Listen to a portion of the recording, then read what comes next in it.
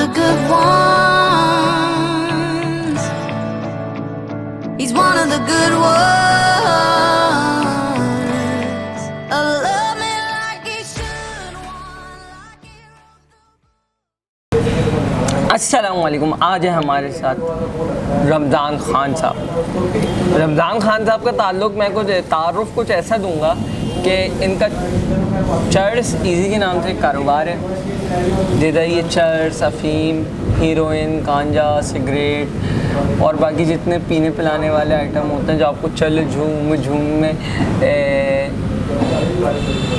क्या कर देते हैं, भंग भी एग्जैक्टली आपको कह देते हैं कि यार लेट्स ट्राई, उनका इस चीज़ का काम है।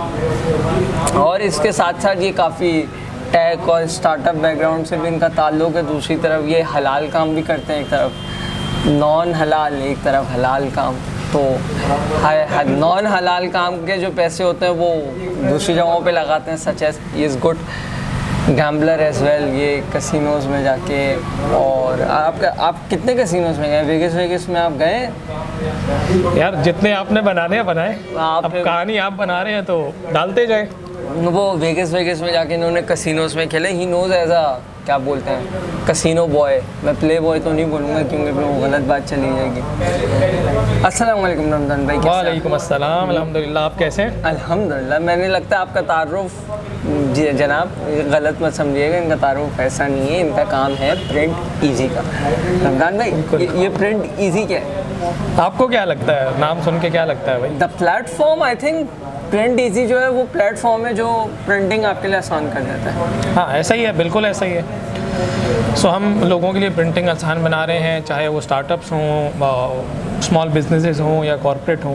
ठीक है, हमारा मानना ये है कि आपका जो कोर बिज़नेस है ना, आपका फोकस उस पर होना चाहिए, रादर देन आप डंडा लेके और मार्केट में प्रिंटर्स के पीछे भाग रहे हों या मार्केट में टाइम ज़ाया कर रहे हों और प्रिंटर्स ढूंढ रहे हों।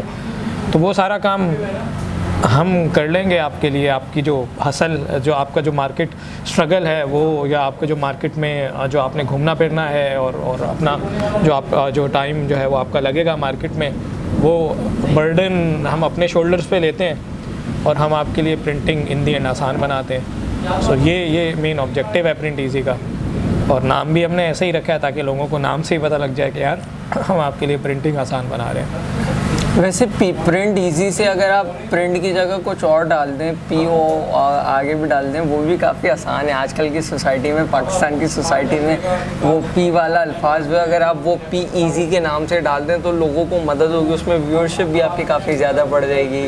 और उसके बाद day night Rolls Royce, Audis and Mercedes, Range Rover भी आपके घर पे खड़ी हुई होंगी। न्यूयॉर्क में पेंट हाउसेज होंगे, वो भी काफ़ी अच्छा काम है। उस पर आपने कभी सोचा? नहीं यार, मैंने नहीं सोचा, लेकिन आप अगर आइडिया दे रहे हैं तो आप देखें, आपने कभी सोचा? मुझे लगता है आप दिन रात उसी के बारे में सोच रहे होते हैं। नहीं वो सूख से और जितने कॉन्फिडेंस से आपने जो है वो आइडिया एक्सप्लेन किया है। नहीं, मैं जब स्टैट्स देखते हैं तो Pakistan is a growing industry for that thing. Pakistan में जो उसकी व्यूअरशिप है वो काफ़ी ज़्यादा है। तो खैर नॉन हलाल वाइब्स, अब हम हलाल वाइब्स में वीगोज से ज़रा बच के रखिएगा, ये ना हो कि आप शुरू करें और वीगो आ जाए। नहीं, हाँ, रेस्ट इज़ अ हिस्ट्री। या फिर वो वीगो का भी मसला है। अगर फिर ये रिकॉर्डिंग यहाँ नहीं हो रही होगी, फिर आप जो है वो एक यहाँ पाकिस्तान का झंडा लगा होगा और आपने जो है वो ग्रीन कलर की शेरवानी पहनी हुई होगी और आप जो है वो पाकिस्तान, दिल पाकिस्तान पे रिकॉर्डिंग कर रहे होंगे। किसी मेजर की क्या पता रिकॉर्डिंग कर रहे हो, मे बी किसी को चाय पिलाने की रिकॉर्डिंग हो रही हो। सो कुछ उस तरह का चल रहा होगा। फिर डेफिनेटली क्या पता वो फिर हमें रावलपिंडी में कोई अकोमोडेशन भी मिल जाए, फिर उसके बाद वो बंगले तो शायद मिल ही जाए आपको, मिल ही जाएंगे। एक दो प्लॉट मिल जाए, डेफिनेटली एक दो प्लॉट तो डेफिनेटली है।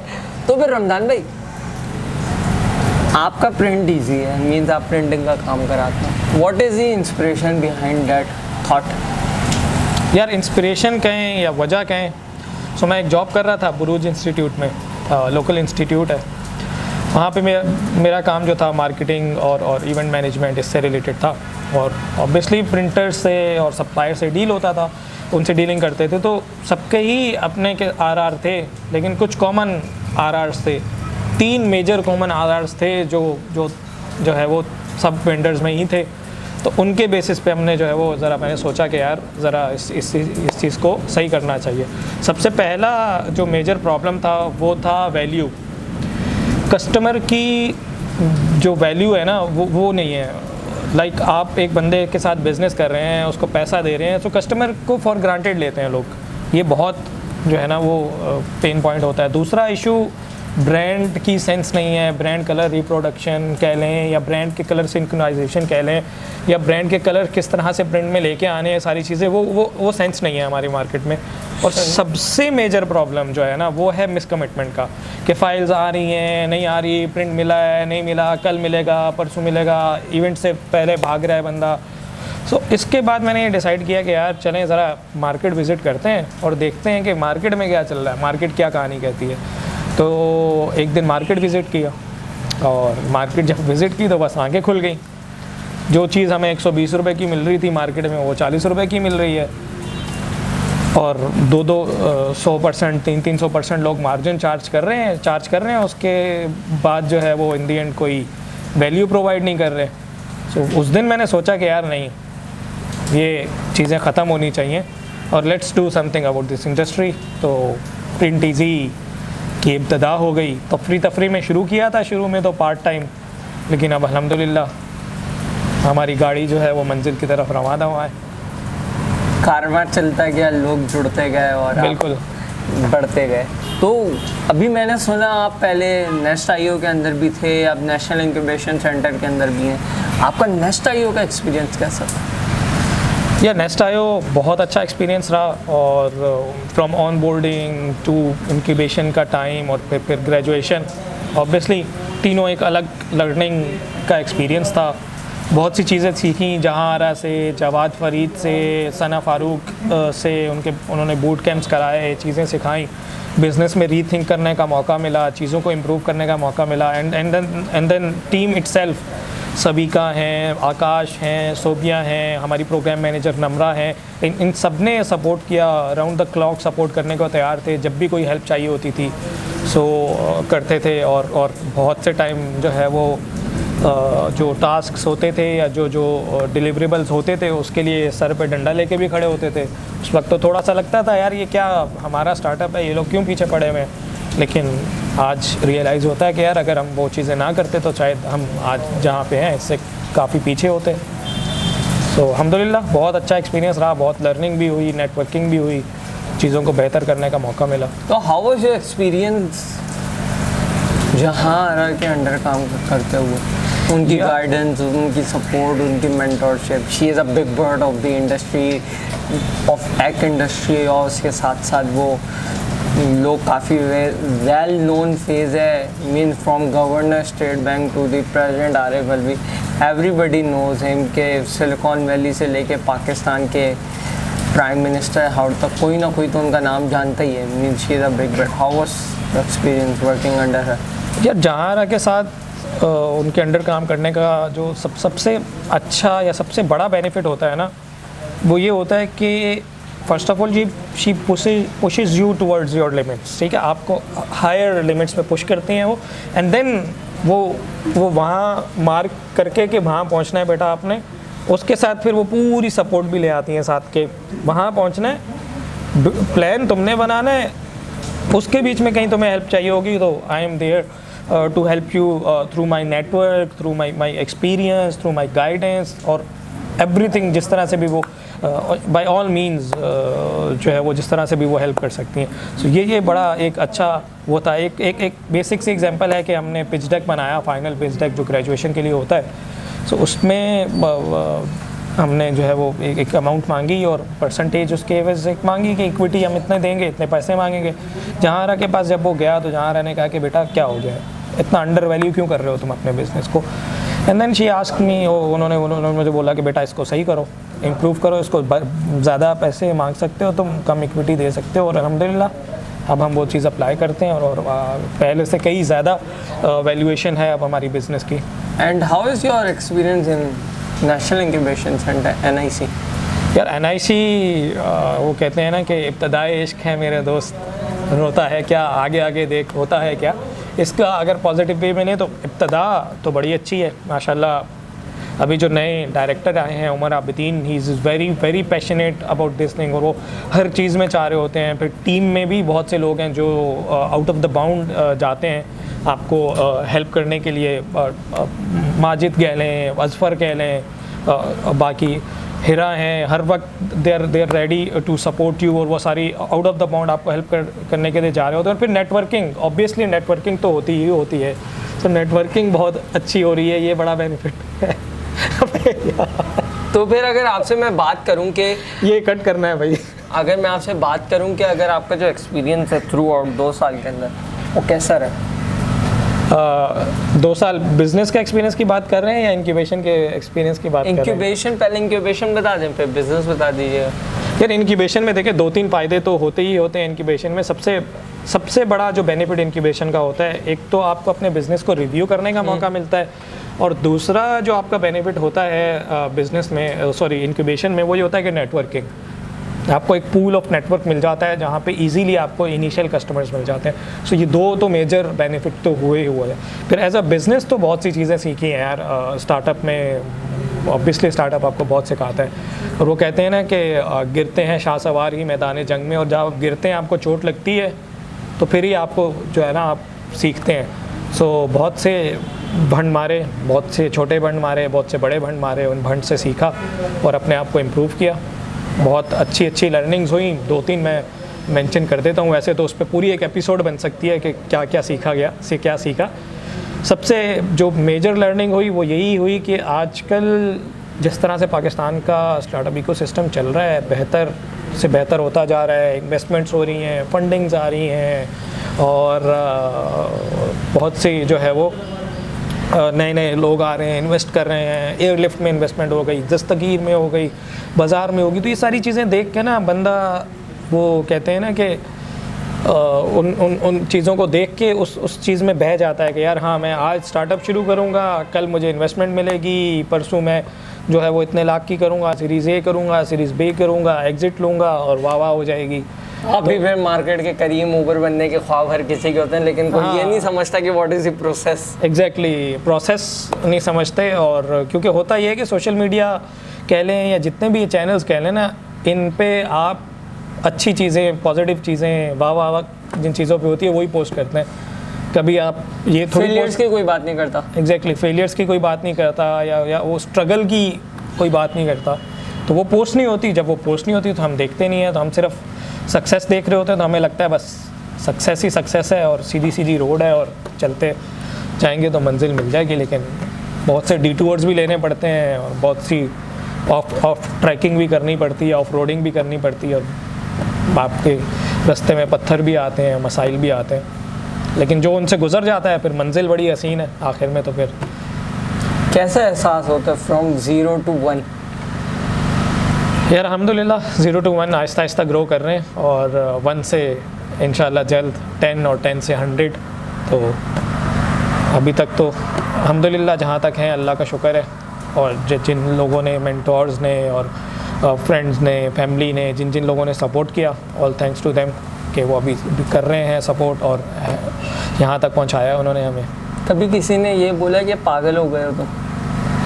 हाँ, जब शुरू किया ऑब्वियसली रिटर्न नहीं मिला तो सब बोलते हैं। फैमिली ने बोला कि भाई ये क्या कर रहे हो, क्यों कर रहे हो, कोई रिटर्न नहीं मिल रहा, तो बिल्कुल बोला जाता है स्टार्ट में। लेकिन आपने जो है ना, वो कहते हैं ना कि सीढ़ी के जो आखिरी मंजिल है ना, जहाँ तक आपने पहुँचना है, वो होनी चाहिए आपकी जहन में, लेकिन आपकी नज़र अगले स्टेप पे होनी चाहिए। अगर आप ऊपर देखने देखने पड़ जाएंगे ना, स्लिप होंगे और आप नीचे चले जाएंगे, बजाय इसके कि आप सांप सीढ़ी वाला खेल हो गया ना। हाँ, सांप सीढ़ी वाले की खेल। अगर देखें, और आप जो बात करेंगे फैमिली में रिटेलिएशन, और वो लोग बोलते हैं कि यार क्या कर रहे हो, पागल हो गए हो, ये वही लोग हैं जो स्टार्टिंग में बड़ा आपको मॉक करते हैं, क्या कर लिया तुमने, क्या कर लिया। और जब आपकी जेब में, आपके घर के बाहर फिर एक अदद करोला या सिविक आके खड़ी होने लगती है, फिर आप अपना लिविंग स्टैंडर्ड बेहतर से बेहतर करने लगता है। अरे वाह वाह, मैं तो कहता था कि ये बंदा तरक्की करेगा, मुझे तो पूरा यकीन था। लेकिन वो शख्स आपसे जब आपकी तरक्की से चंद साल पहले बोलता था पागल हो गया, इसका दिमाग ख़राब हो गया, कैसे रंग बदलता है लाइक अ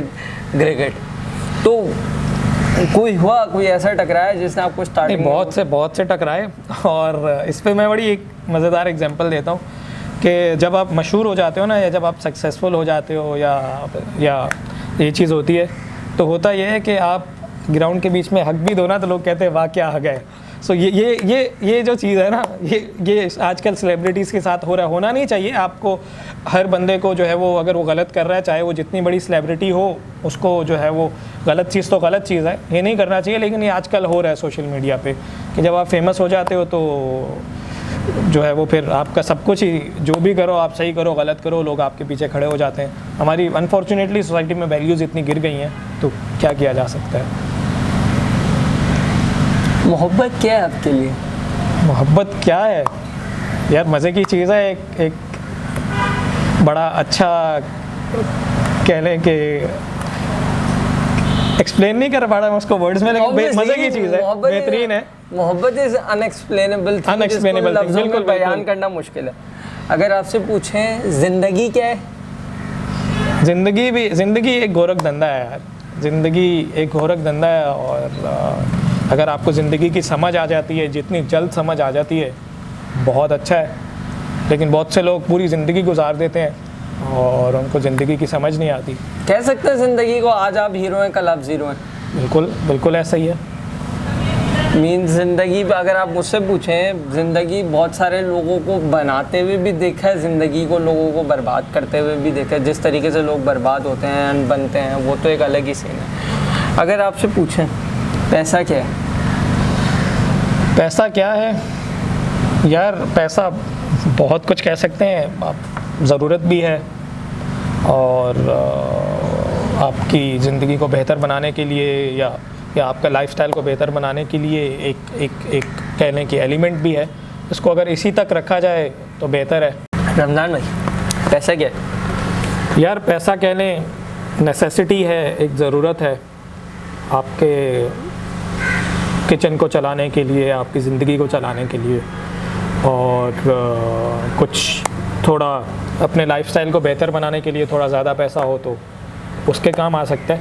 यहाँ तक रखना चाहिए पैसे को, ज़्यादा सर पे नहीं सवार करना चाहिए। ज़्यादा सर पे सवार नहीं करना चाहिए। क्योंकि अगर ज़्यादा सर पे सवार करेंगे तो हाल आपका अब्दुल्ला परानी जैसे लोगों जैसा हो जाएगा। तो उसके साथ साथ अगर मैं आपसे पूछूं ज़िंदगी क्या है? यार ज़िंदगी एक गोरख धंधा है, और ज़िंदगी की अगर आपको समझ आ जाए तो क्या ही बात है। जितना जल्द समझ आ जाए उतनी अच्छी बात है। अगर मैं आपसे पूछूं दोस्त क्या है?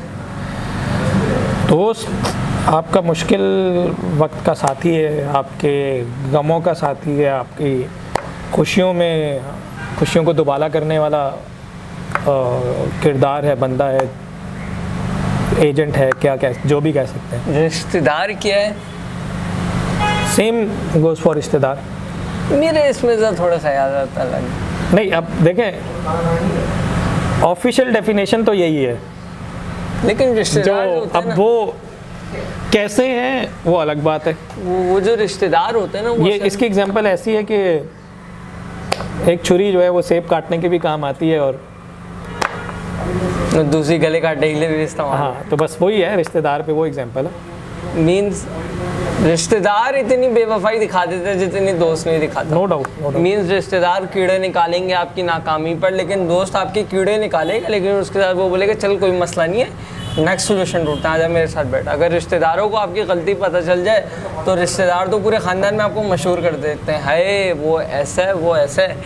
तो खैर चलें रमज़ान भाई, आपसे बात करके अच्छा लगा, और आपके साथ ये एक तवील गुफ्तगू जो थी, इसमें आपसे बात करके आपसे बहुत सारी चीज़ें सीखी, और आपको बेस्ट ऑफ लक कहते हैं फॉर योर प्रिंट ईजी और के लिए, और अल्लाह आपको बहुत सारी कामयाबी दे, आमीन।